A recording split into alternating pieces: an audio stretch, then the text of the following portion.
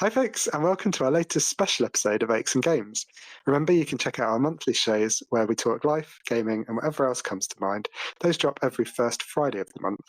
But today we're talking Nintendo, specifically the systems we owned, good times we've had, and how this gaming giant has shaped our own gaming stories. And as this special is inspired by the imminent launch of the Switch 2, we might even circle back to our thoughts on that console at the end of the show. I'm Giles Nicholson. Giles went west on the various socials, Xbox and PlayStation 5. Joining me, as always, is my good friend James Hopes. Hi, James. Looking forward to this one? I look forward to every episode, Giles, but particularly this one because it's special, and I look forward to all special things. So Nintendo's got a very exciting history. I've owned various Nintendos over the years, including one which I forgot about until I did my research today. So yeah, lots to talk about, lots of interesting things, and obviously a big name in the game. So yeah, looking forward to it. Let's go. Excellent. Yeah, let's get cracking. And to keep things structured today, guys, we're going to split into a few different sections. So we're going to start off with the earlier consoles. That's the 80s and 90s. So, James, in terms of the NES, the SNES, the N64, did you own or experience any of those three? I'm going to trump you straight off, Giles, and say that my first Nintendo was a Nintendo Game & Watch, which was called Snoopy Tennis. Nice. Yeah, Sneaky. so my first ever games console / system / thing was Snoopy Tennis, which was a Nintendo devised tiny little thing with a LCD screen on it in black and white, and you had Snoopy on one side and Charlie Brown, yeah, kept knocking tennis balls at you, and as Snoopy had to go up and down the tree whacking the tennis balls back. So that was my first ever game that I ever owned. I think my mum or parents bought it secondhand for me from somewhere. I got given it as a gift. And it's good fun, so I played that for a long time, and that's what first got me into that. But at the time, I didn't know it was made by Nintendo particularly. It was only when I was researching until I thought, I wonder who Snoopy Tennis was made by, and it was Nintendo. So that was my first ever Nintendo memory. Straight off the bat, beat that one. Boom. Yeah, no, I can't. Yeah, they did arcades as well, didn't they, back in the day? Yeah. But into the home consoles. The NES was sort of more of a Japanese release, really. It took a while to get to US or European shores, but it came over in '86, apparently. I have very little experience with the NES. I sort of start off at the SNES, really. How about you, James? Oh, Yeah, same. Perfect timing. Yeah, it was nowhere near the NES. I think it's slightly too early for us, wasn't it? Like I mentioned before on our first ever launch episode, that my first ever gaming system was a Spectrum Plus 3, and that was probably about '86. So yeah, anything before that, never heard of at all. And yeah, at the time, Spectrum was my only thing, so I didn't really get into console gaming until much later on. Probably encouraged by you at some stage, but yeah, NES passed me by definitely. So it was only the SNES type stuff. And even then, I never owned a SNES on my own, so it was all very much playing around friends' houses and other people, bits and pieces, doing little tournaments and house parties where the SNES was whipped out to play games that I ever get involved. So, yeah, I've never owned a Nintendo until the Wii, which is much later on. So, yeah, no experience with the NES at all, from what I remember. But my memory is quite poor, so I might have played all the time and just can't remember it. Who knows? I've probably got one in the cupboard for a while now, but there we go. We'll get James's mum calling in to the next or writing into the next show saying, actually, I think you're fine. Well, yeah, in which case the only person who can represent us on the NES was Hannah, regular listener and occasional suggester of features for our show, and my partner, who was a big fan and played a lot and has introduced me via the joys of backwards compatibility or through Antstream Arcade or through the Nintendo Switch Online stuff.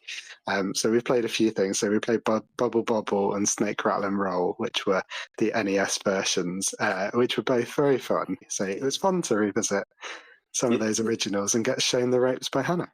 Yeah, I was going to say, you surprised me because I always see Hannah as being much younger than us, so therefore much less likely to have used the original NES, considering we were too young for it. So very surprised, but yeah, fascinating that she was a gamer before either of us two. Very interesting. Older brothers, you see, that's how it happens. But no, she can definitely hold her own. On the SNES, I was the same. You mentioned going around to friends' houses. Yeah. For me, Super Nintendo was all about two games. It was Street Fighter 2 and Mario Kart. And I had a bit of a deal with David Moore, who you might remember from our school, Yeah. our secondary school, where we were both looking to get, I suppose, through various birthdays and Christmases, a console, and we basically had a deal between us. So I got the Mega Drive, or the Genesis as it's known in the States, and he got the Super Nintendo. So he'd come around mine for Sonic on the Mega Drive and various other things, and I'd go to him for Street Fighter or for Mario Kart. So yeah, that was my experience as well, was going around friends' houses. Did you say that was yours for SNES as well? Yeah, for me, it was Russell Saunders' pub. Russell was one of my classmates in West House in our school, and his parents owned a pub, which is walking distance from our school, and it was kind of on the way. You had to go past the pub to get into town to get the bus home. So yeah, I used to play with him. Used to play on his SNES various games after school, and sometimes even during GCSEs, during breaks and stuff. But yeah, you mentioned Street Fighter 2. That was definitely one that I remember as well. I think I also had a house party at Jack Everly's house. We had a Street Fighter 2 tournament, which I won. And annoyingly, I won a box of Ferrero Rocher. And being that I'm allergic to nuts, I couldn't eat the Ferrero Rocher. So awful outcome. But also, Russell was very much into tennis, so we used to play a lot of Super Tennis. Anything that started with the word Super, ideally. Super Bomberman, we used to play. And obviously, like you mentioned, Super Mario Kart as well. So the SNES was characterised by games that started with the word Super. And most of the games were quite super compared to their previous counterparts. So yeah, lots of happy days, lots of happy memories. That definitely got me into the idea of getting a console. Before then, like I said, it'd all been Spectrums, it'd all been like personal computers, and various friends had different PCs and stuff that I used to play golf on, Alex Monroe's house. But yeah, Russell was the first one with the SNES, from what I remember. But again, my memory's awful, so it might have been a Mega Drive, or it might have been, who knows, could have been playing cards for all I remember. But yeah, I think it was a SNES. It looked like a SNES, and it had SNES games on it, so it probably was. Excellent. When you mentioned I went round to Russell Saunders' pub, it sort of conjures the image of like Doogie Howser, MD, doesn't it? A kid kind of with running a little business on the side whilst going off to school during the day. I quite like that. To be fair, Russell was always old above his years, so he could have easily run a pub with no one noticing. So I think then Russell went to under 21, over 21 nights a couple of times and didn't even get ID. We were like 12 at the time, but there we go. So yeah, Russell Saunders, lots of games, good times. Awesome. So N64 then, you mentioned not owning a console, a Nintendo console, until much later. So for me, I also didn't own an N64, so we're really hitting our stride. With three consoles. Lovely Nintendo. Yeah, big fan. But actually, this is the N64 is probably one of my fondest consoles. I was a Sega guy through and through, so I would always live and die by the Dreamcast and its far too quickly lifespan. But at uni, one of my housemates had a N64. And we lived in a house of 4 people.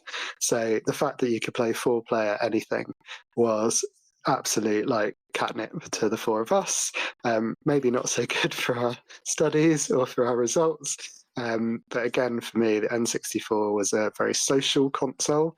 4-player GoldenEye in particular, we had very clear views on what wasn't acceptable when it came to the rules on GoldenEye. No one's allowed to be Oddjob, because I don't know if you remember, you could only move and look separately. So the fact that Oddjob was really short made him a little bit of a cheat, because you couldn't hit him unless you stopped and looked down. I'd say GoldenEye, yet another Mario Kart, which will feature heavily throughout the rest of my Nintendo experience. And we had a version of ISS 64 that we played a lot. I don't know if you remember. Pre-Pro Evo days, we had many a good time with 4 players plugged in for one of those 3, wasting our misspent youth. How about you? Yeah, I think the entire generation passed me by. I was Amiga the whole way through university, so I took my Amiga with me to university, and a PC as well, I think, and just played that. I don't know if you remember, but I mentioned before that my first console was a CD32, because I was into the Amiga first, as sort of a home computer type thing, and then I thought, oh, they've made a console called a CD32, and that's like really cutting edge and is much better technologically than all the other Sega and Nintendo rubbish. So I got one of them, and obviously I didn't make any games, and It was pretty useless in the end. And then I stayed on the theme and got the Atari Lynx. So instead of getting a Game Boy or Oh, any of those kind of things, or whatever the Sega version was, can't remember now.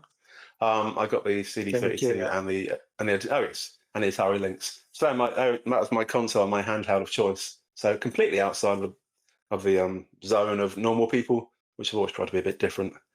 Nice. I'm less successful these days, but yeah. So the whole Nintendo thing passed me by. No one having at university. Didn't play any games at university at all, apart from on my own in my little bedroom off the lounge, getting moaned at by everyone else for being too noisy and tapping away at songs in my head all the time and keeping people awake Nice. in the middle of the night. So yeah, no at all for that one until I think no, none at all. That was it. Literally, my first Nintendo was the Wii, which still came much later. So apologies. Yeah. Well, no, let's move on to that. So, in our next section, we're looking at GameCube, Wii, and Wii U. You've already given away that you're not a GameCube owner, and nor was I. And to be fair, nor were many people.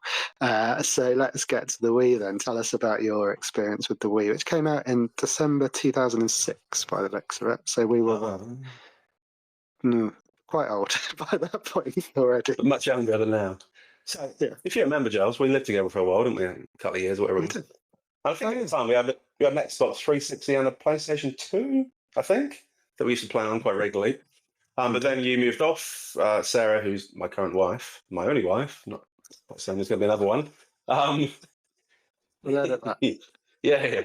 So she brought your part of the house out and bought the house. So at the time, I didn't have any console left at all. I think you took the Xbox 360, I think, and the PlayStation 2 died pretty rapidly after you moved out, annoyingly, so I had nothing at all.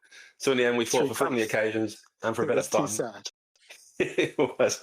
It was too full of cheese Watsits was the issue, or Doritos, or whatever it was we still eat on the couch.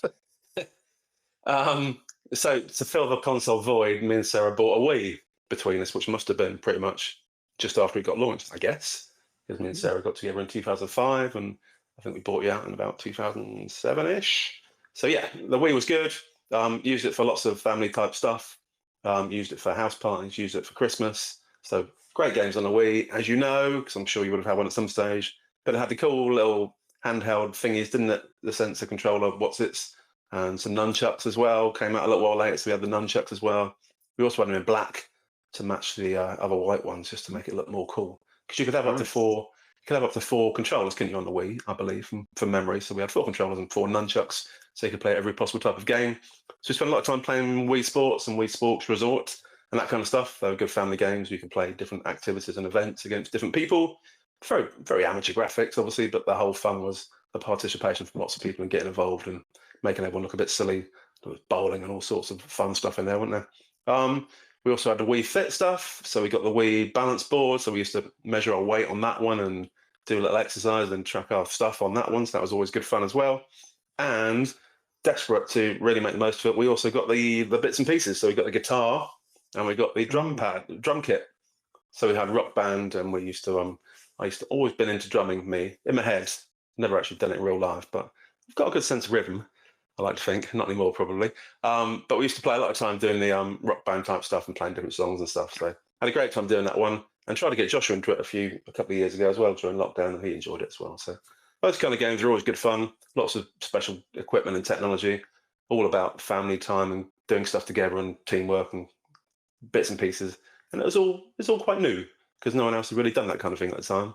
I know Xbox Connect came later on and PlayStation Move came a bit later on, but Nintendo was always sort of a trendsetter in terms of funny bits of equipment that tried to get people a bit more involved. They were never that focused on being technologically the best console, but they were always focused on being a bit different and trying to appeal to the mass market, and that's where the Wii came in. Yeah, well, you say that. It's interesting because the N64 was, they've always been sort of slightly out of step in terms of timing. Yeah. The N64, I think, was up against the 32-bit consoles when we were all focused on bits instead of teraflops or whatever the latest willy waving contest is between the different manufacturers.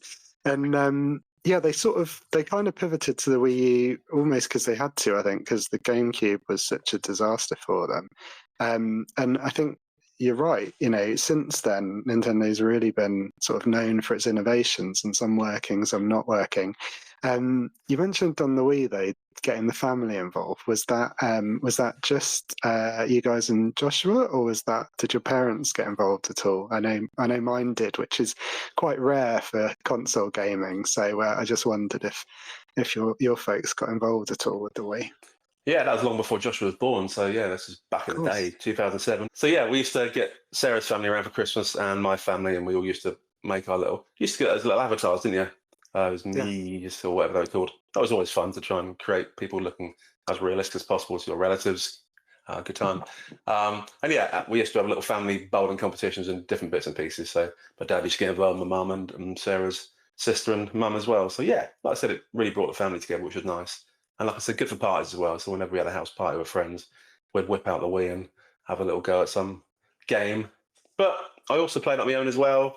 So there's funny games on there. There's a game called Manhunt 2, which is interesting, very different than a family type game. Yeah. So I used to sit in the dark with the lights off and try and scare myself senseless in the middle of the night playing Manhunt 2. I think you woke up someone, weren't you, with psychological issues and you're trying to remember the past or something. Great game from what I remember, and vividly remember the case because it had an eyeball on the front of the case. So it's very, very familiar one there. And also Just Dance, we also got the family involved in. With Just Dance, you had to just dance effectively. So play different tracks and you danced along to them in time with the visual person on the screen. So you have to try and follow the movements along. But yeah, my mum and dad used to try and give that a go as well. So causing lots of japes and hilarity over the festive period. So it's a really good console at the time. Yeah. Really enjoyed it. That's it. I think reading about it now, it said it put off a lot of the sort of core gamers because, like I said, that was when they moved to sort of a mass family type thing rather than a technologically based thing. So it attracted a whole new audience, but it put off a lot of people who were always reliant before on Nintendo being at the cutting edge. They were no longer at the cutting edge. They just took a completely different path and created their own edge somewhere else.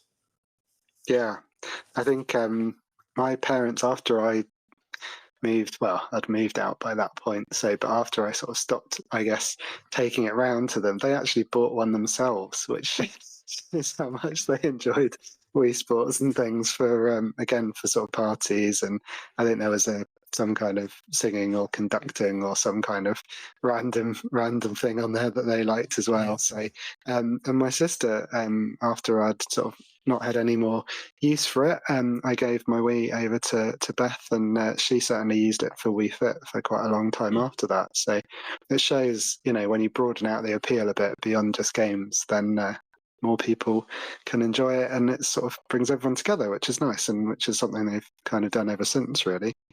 Yeah, I also remember getting Super Mario Galaxy as a game bought for me as a leaving gift when I left a team at work and moved to another team. So one of my colleagues at the time called Sonia bought me Super Mario Galaxy, which is a really good game. Nice. Very enjoyable. But like I said, the controls were always took a little bit of use to, didn't they? Because they were different than a normal sort of console controller system, because it was all motiony and it's in a different direction. You're used to sort of horizontal controllers up until then, and since then, but obviously the Wii one was all upright, so it all felt a bit different, and you had to strap it onto your wrists, and it's all a bit of a laugh. So yeah, lots of good games, good console. Sold pretty well, from what I remember. I did some research earlier. It's the 7th best-selling console of all time, so Wii. So yeah. Yes. I'm surprised it's so low, actually. I was thinking about that when you were talking, because I was about to try and look it up. I'm glad you did some research before the thanks, James, because I think PlayStation 2 and the Switch are the ones sort of competing for highest selling. And I would have thought, everyone I knew seemed to own a Wii, or everyone's family, one person did. So weirdly, if you look at the list of top selling consoles of all time, you correctly mentioned the PlayStation 2, which is the top one ever. For good reason. It's a great console. But the Nintendo DS was second. Yeah. The Switch was third, and the Game Boy was fourth. So Nintendo have got 3 out of the top 4 ever best-selling consoles. So massive company in terms of console market, which is weird because these days you don't see them as being a console manufacturer anymore. You sort of got the handheld bits with the Switch, but they're not really big proper console people anymore, are they? Well, yeah, good question though. What is the Switch? Because it's kind of both. But let's not fire on that and come back to the handhelds, because that's something I just wanted to pivot to in a minute. But before we do, we do have the Wii U years, November 2012. I was going to gloss over this one, thinking no one owned a Wii U, but I've got a funny feeling you might be about to tell me different, James. Well, briefly, I was one of the 12 million people that had a Wii U. That was very much looked down the chart in terms of console sales. It's weird. It's a nice concept. I never owned one at the time, but you probably remember I got into buying and selling second-hand consoles on eBay for a long time and Yes. got a load of it. So I pretty much experimented with every console ever made, just in terms of making sure it worked, cleaning it up and selling it on with different games. So I had the Wii U for about 2 weeks. Bought it for cheap, sold it for expensive because they were really popular still at the time in terms of there weren't many of them around.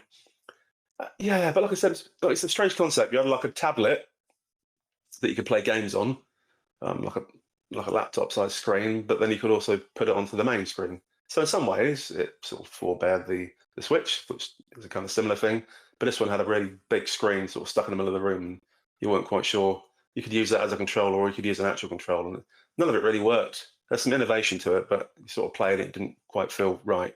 You weren't sure how close you meant to be sitting to the screen and whether you might be watching up there or playing it down there. And none of it made any sense at all. So I sold it after 2 weeks, got a good profit out of it. And that was my entire Wii U history in a nutshell. Nice. Yeah, we said that Nintendo had sort of started to innovate after the Wii, and that not all of them were successful. And I think that's probably one of the ones that didn't quite land. But as you mentioned, a bit of a precursor to the Switch. You can see how they've taken those ideas on. You think about the PlayStation 5 now for Sony and the PlayStation Portal, which is just a sort of streaming device which can stream from your console and sort of interact to some extent. So, the Wii U might not have lasted very long, might not have sold very well, but some of the ideas have carried on. The one thing it did remind me of was that Nintendo have a good history of randomly named or sticking part of the console name in lots of the games, because you mentioned the Super NES, Super something for the Nintendo. We had lots of games with 64 in on the N64, and then I remember there was a couple of games which were suffixed by U for no particular reason. So I think Zombie U was one of them, which sounds like it should be like kind of a cool university simulator, a bit like Hogwarts, but with zombies. That sounds quite fun. But I think the U there was just tacked on the end, unfortunately. Well, in which case, you mentioned handhelds, and given that you've talked about the links, I suspect you might not have many Nintendo handhelds to cover.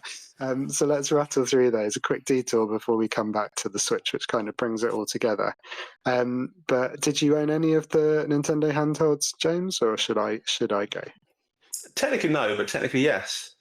Oh. Yeah, when I bought the house before our current house, the previous owners had left the Game Boy and the Game Boy Color on top of the fridge. So I had no intention of getting one, and I wouldn't have ever got one, but it was on top of the fridge. So I played it for a couple of weeks and didn't think much of it because at the time it was very old compared to when it came out and wasn't that great. So I sold it off and got rid of that again. So yeah, but that was my brief ownership of the Game Boy Color.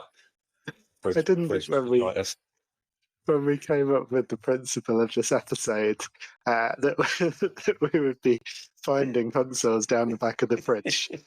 Sorry, on top of the fridge, I know, but similar idea. Wow, a nice little bonus there. Hopefully that justified the full asking price of the house. Throwing in an old Game Boy. Well, as you said about the Game & Watch earlier, that I'd completely forgotten just how many sort of handheld Nintendo consoles I appear to have owned, and also how many versions of Mario Kart I appear to have bought, because looking through this, I've been a complete sucker. But for me, Nintendo was mainly a handheld game company. I've certainly owned more of the handheld consoles than the home ones. If you count Switch as maybe both, then that totals 2 with the Wii in terms of home consoles. And when it comes to the handhelds, I've owned a Game Boy Advance, the DS, and the 3DS. So upgraded my way through those. Game Boy for me was kind of one of my earlier gaming memories. So that was good. I also started on PC with my dad had PCs at home and Spectrums and Oryx, those sorts of things. So going back even further. But in terms of the Game Boy came out apparently in September 1990, which I think puts it just before when I got hold of that Mega Drive. So I suspect the Game Boy was my first console. Obviously played a shed ton of Tetris, as I think anyone did on the Game Boy and has done since. Addictive little game that was. Mario Land was a simple but very enjoyable time as well. And also there was a Mario Tennis game there, which I really enjoyed. GBA, the Game Boy Advance, was a bit more fancy. Another copy of Mario Kart. This time it's called Super Circuit, which was basically the SNES version of Mario Kart. So I was in my element. And my first introduction to Monkey Ball. Have you ever played Monkey Ball, James? No, I've not played Monkey Ball, James. Oh, it's an amazing game. You tilt if you can, or control a sort of 3D plane of those kind of physical puzzles where you're sort of moving a physical plane around and guiding a ball around, trying not to fall into holes. Basically that, but with monkeys. So everything's better with monkeys. So that was fun. Then I did get the DS around 2005, apparently, according to my notes. And I think that's probably when I've played most single-player Nintendo games ever, because if you were on the move, you didn't have many options back then. Another Mario Kart. A version of Super Mario 64, which I'd never played on the N64, which used the screen. The DS was it was dual screen. I don't know if you remember. It was like a clamshell, so you'd open and close. The bottom screen, listeners, if you're too young to remember, was a touch screen, but it was a resistive touch screen. So if you imagine your phone or your tablet where you can use your finger, you had to use a stylus for the DS, and it was a bit crap, really, in terms of what it could recognise. But it meant that you could use it as a sort of extra input. So they cleverly mapped one of the random sticks of an N64 controller to the touchscreen. So you had to control Mario using a really awkward combination of buttons and using a stylus to act as the third joystick, which was a bit tough, if I'm honest. I'm not sure I got very far through that. Played my first Zelda on the DS, a game called Phantom Hourglass, which was really good fun. Involved sailing around different islands. Still not sure I've completed a Zelda, but one day I'll get back to Breath of the Wild probably. And then just a quick shout out to two more, which I wanted to highlight. Elite Beat Agents, which I can see I've mistyped in the notes. That was a good showcase of the sort of weirdness of Japanese games that I really enjoyed, particularly around that sort of time and since. You were these three kind of like Secret Service agents, except they weren't there to protect the president or shoot anyone, which was good, non-violent. They were there to cheer people on who were having a difficult day through the power of dance and music, as you do. So it was really cool. You used to, essentially, things would appear on the screen and you just had to sort of tap and swipe them in time with the music. And if you did it well, so someone would have, I don't know, dropped their groceries on the floor and having a really bad day, and these three guys would appear, this crazy Japanese music would show up and you'd have to sort of tap and swipe away to try and cheer this person up. It was as crazy as it sounds. I loved that game. That was probably one of the things that played the most on the DS. And then lastly, conscious this is all me, but the 3DS was another example of Nintendo going after what could probably be called a gimmick in terms of it had a glasses-free stereoscopic 3D screen, so still dual screen, but you could watch 3D stuff on it. So you could, if you were crazy, watch a film. More usefully or more likely use case, I suppose, was if there was a 3D film at the cinema, because it was that sort of time. You could watch a trailer in 3D on your little screen, which was quite cool. And some of the games really made use of that. So there was a 3D, Super Mario 3D Land, and obviously another Mario Kart, which I also bought, which really gave you that sense of depth. So complete sucker for Nintendo handhelds, which brings me probably quite nicely to the Switch, unless you've got anything to add on those ones, James. Otherwise, onto the Switch. What's your experience? March 2017. It's ages old. No wonder Yeah, they're planning a new one. March eight, 17. So 8 years old, but as mentioned before, it's the third best-selling console of all time. So, like I said, about time for a remake. But yeah, so I didn't get on with the Switch at the start, so I didn't jump on board with that one straight off because, like I mentioned before, I never had any really desperation for a handheld. And back when it came out, I wasn't really massively into video gaming at the time. I kind of given up on it. I was still playing the Wii every now and again, but not much. It was only for my 40th birthday I got Sarah couldn't think of what to get me, so I said, "Oh, get a console." So we looked into it, and at the time, the Xbox One looked like it was quite good, and it looked nice. So I got an Xbox One for my 40th birthday. Never took it out of the case for about 2 years until lockdown. And that was only when I started getting back into gaming again, bizarrely, because Joshua, me, and were bored at home. We thought, let's give that Xbox One out and see what it does, and that's really good fun. Got right back into it. So yeah, when the Switch came out, I wasn't in a gaming place at all. So the only time I've got involved with Switches was again during lockdown, buying and selling stuff. So I bought some Switches, played a few bits and pieces of games, made sure they work and sold them off again. So I had the Switch Lite and the original Switch. And then I think I mentioned on our first ever one of our podcasts, please do check it back. You can barely hear us talk, but it's really good, really great content. Go back to that one. I talked about the fact that Joshua was likely going to get a Switch for Christmas. And he did from Father Christmas, which was very kind of him. And that was an OLED version. So at the time, that one was reasonably new still at the time. Really good quality. I've got there's like a Pokemon pack. It's like Scarlet and Violet or some other name in a nice fancy box, and it came with some games. And yeah, we spent some good time playing that one at first. So it was back feeling a bit like the Wii when it first came out, and that there's a lot of interactive games you can play.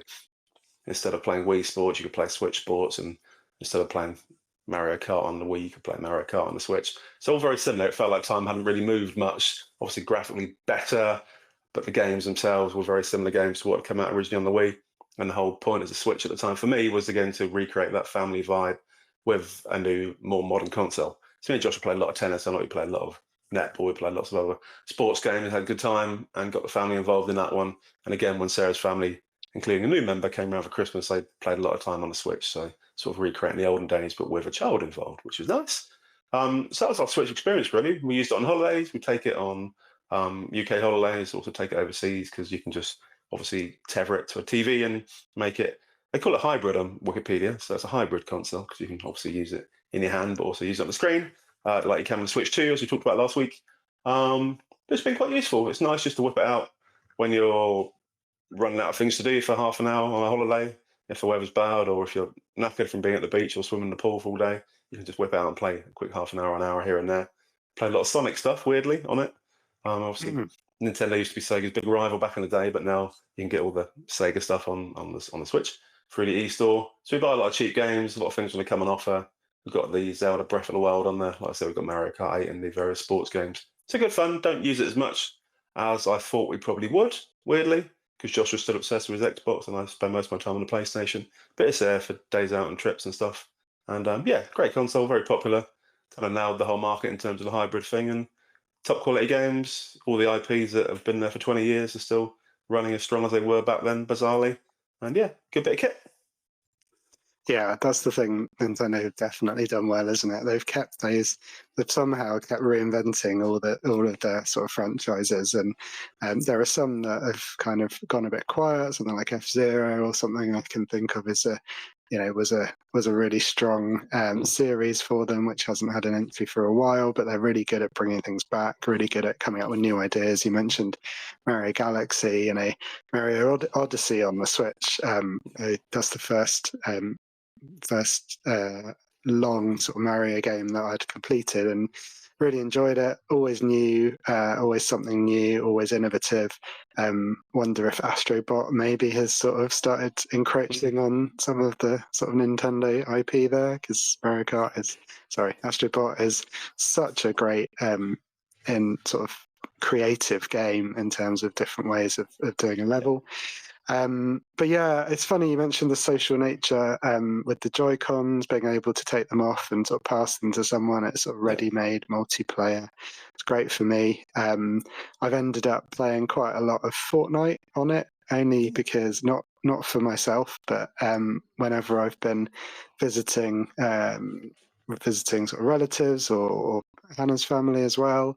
The kids have been at the right age where they've wanted to play, and if they've got their Switch there and it's somewhere with Wi-Fi, we can play together. So I've not been any good. I haven't finished it to any extent outside of that, but it's nice. They can always humour me and kind of carry me along for a couple of rounds. Overcooked, had great times playing that, as well as Mario Kart. And for me, probably the most used is back to those Wii Fit days, really, because I had a Ring Fit during lockdown, which I got good use out of, and then resold. And then fitness boxing is kind of part of my regular sort of weekly, I would say, work. That's a bit generous, but it keeps me off the sofa. So yeah, completely agree. The Switch has sort of been a nice social console. It's not been my main either, which I think is kind of the story of Nintendo for me. It's whether it was the Wii as a kind of more just a different thing really than my sort of main gaming console, more social activities, more family based. Or whether it was as a handheld, or now Switch as a kind of second choice, often the first choice if you were traveling, but offering different experiences and sort of indie games, stuff like that. For me, that's how Nintendo's fitted into my life, and that's how the Switch certainly has fitted in as well. Which probably brings us on to the Switch 2, and we have talked about it, James, in the last monthly episode. If anyone hasn't listened, go back and listen to our thoughts. But I think it's fair to say neither of us was that excited about it. Neither of us was that likely to buy, or certainly not yet. Is that a fair summary? And in which case, what are your thoughts about whether you would jump in for the Switch 2? Yeah, when the announcement came out, obviously technologically it's a lot better than the Switch, which is good. That's kind of expected. It's probably a little bit better technologically than we expected it to be, but there's nothing massively excitingly new on it. They had the little where you could use your Joy-Cons as the mouse, but we couldn't quite picture yet how often you would use the Joy-Con as a mouse. Who knows? I've used my Joy-Cons for various things over the years, putting them into various bits of plastic tap on the original Switch, into steering wheels and golf clubs and tennis rackets and all sorts. But it's sort of more of a gimmick, so it feels like the mouse thing is going to turn out to be a bit of a gimmick. But we shall see. If lots of games start supporting it, it might be a bit different.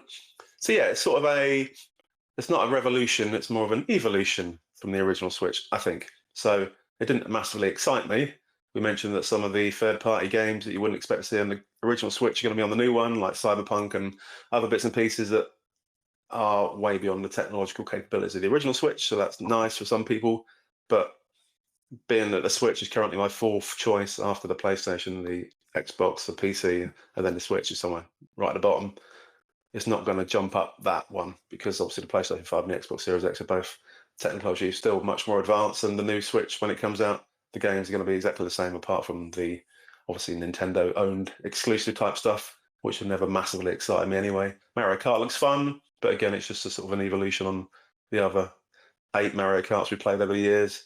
There's probably be Mario at some stage, one of the new version of the Mario, but again, that's never really blown me away. So there's too many other options at the moment. It's not going to excite me. It's not going to force me to go out and buy it. It's the kind of thing that, like the original Switch, I'll probably wait 6 years until it drops in price a little bit and maybe spunk some money on it. But by then, you'll have the PlayStation 6 and PlayStation 7 and Xbox Series B, or whatever it's going to be called. So by then, the technology will have gone so far ahead of the Switch 2 even, that by then I probably wouldn't even bother either. But there we go. Not to put a dampener on it, but yeah, I like Nintendo. I've got no issue with Nintendo. There's just doesn't excite me as much as some of the others. Well, I think that's also my take. If you think about the use case of Nintendo consoles over the years, for me, the portability was really unique. You mentioned the Lynx, you mentioned the Game Gear for Sega.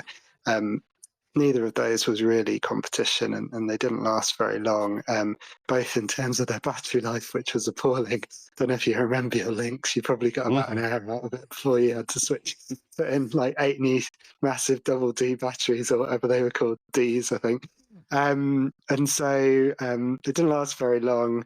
The Nintendo was always the mobile console for me, and yet now I've got a ROG Ally here in front of me as I record, which kind of eats the Switch's lunch a little bit in terms of I can play the indies, which is what I've really enjoyed on the Switch when it comes to some of those smaller, independent, more sort of innovative, different games.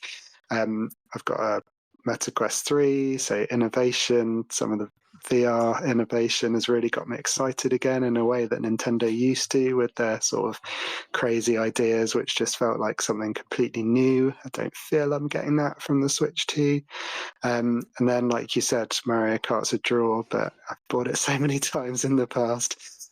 Also, now a lot of the families that I mean, I don't have kids, but a lot of my friends' kids, my family's kids are growing up, and they were the people who I think I was, especially the first Switch, they were the people who really were sort of pushing that, wanting to play on it, wanting to play those sorts of games. So I'm just not sure that there'll be that draw anymore. And finally, interestingly for me as well, for a while, Nintendo's been the cheaper option. And so it works really well as a sort of second or third choice, usually offering a different kind of use case and with strong battery life. And almost, I think now with the Switch being more powerful, closer to the other home consoles, but also more expensive, also with worse battery life, it's almost taken away that differentiation and kind of taken away for me the attractiveness potentially. So yeah, it'll be a while before I get suckered in, but I'm sure there'll be a sale somewhere which will tempt me one year. Yeah, I think if I didn't have the rest, if I didn't have the PlayStation and the Xbox and the PC, then obviously it covers all bases because you can plug it in and use it in 4K and have good graphics, and you can take it away with you. So if I didn't have all of them, then yeah, it'd be a no-brainer. But being that I do have all of them, then it's a no-brainer that it's not really worth the effort. And for the times when I would use my Switch on holiday or for an hour here and there overseas, when you're bored or trying to relax and stuff, you don't need the amazing graphics. You don't need the most modern games. You just pick something off the e-store and just play for it for half an hour. It doesn't need to be particularly good. So the original Switch is going to meet those needs for the next sort of 5 years quite simply, because most of the time I'll be at home playing on the PlayStation 6 or the Xbox, whatever, and I don't really need amazing graphics just for the odd 30 minutes here and there. I'm not quite that sad to spunk £400 just so I can play on a Switch for half an hour here and there on the same games I could play at home and everything else. So yeah, not excited, but maybe some amazing games will come out on it. Obviously for Nintendo fanboys who love Mario and love Mario Kart and everything else, and there's lots of fun stuff for them to look forward to. But for us who buy any old stuff that looks technology amazing and interesting, then it's just not there for me. Of course, we haven't even mentioned the fact that now we've all got mobile phones with plenty of games and options there. So that's a whole other story.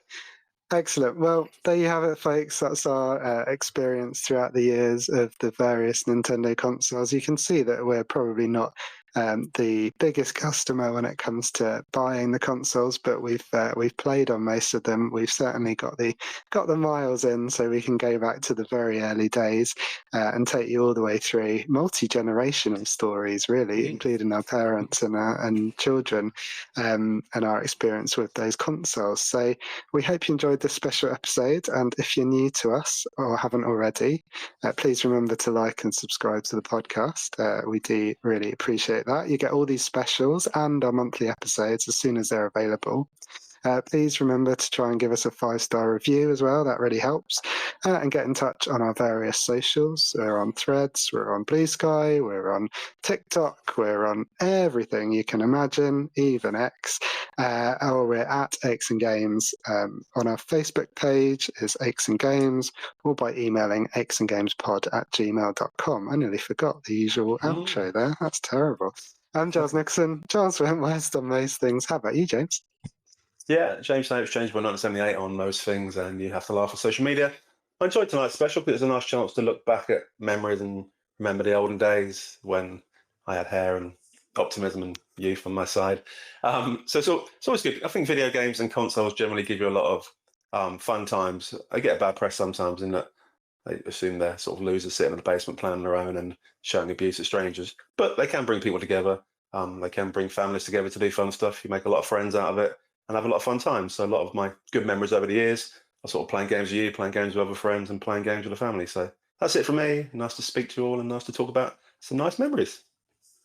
Absolutely. We'll see you next month. Remember, regular episodes, first Friday of the month. So not long to wait. We'll see you soon. Cheers. See you later.